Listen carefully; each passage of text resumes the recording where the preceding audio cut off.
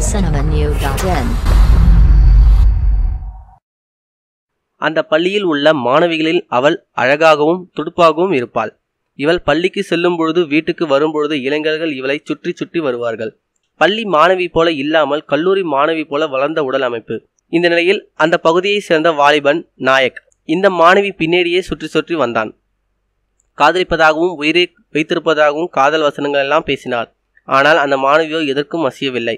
அவரின் காதலையும் ஏற்கவில்லை. பலமுறை அந்த மாணவி அவனை அவமானம் செய்துள்ளார். இந்த நிலையில் தொடர்ந்து அசிங்கப்படுத்தி வரும் அவளை கடத்தி கற்பழிக்க வேண்டும் என்று தனது நண்பர்களுடன் திட்டம் தீட்டினான். தனது நண்பர்கள் பாலாஜி, நாயக், சோமசேகர் ஆகியோருடன் சேர்ந்து பள்ளி விட்டு வீட்டுக்கு வரும்பொழுது அந்த மாணவியை காரில் கடத்தினர். அங்கு தனிமையில் உள்ள ஒரு வீட்டில் அடைத்து வைத்து 3 நாட்கள் அந்த மாணவியை 3 பேரும் மாறி மாறி பாலியல் பலாத்காரம் செய்தனர். நேற்று அவள் அவர்களிடம் இருந்து தப்பி ஊருக்கு வந்தார். நடந்த சம்பவத்தை பெற்றோர்களிடம் எடுத்து கூறினாள். ஏற்கனவே பெற்றோர்கள் பிலோர் காவல் நிலையத்தில் புகார் செய்திருந்தனர். இந்நிலையில் நடந்த சம்பவத்தை அந்த மாணவி போலீசாரிடம் கூறினாள்.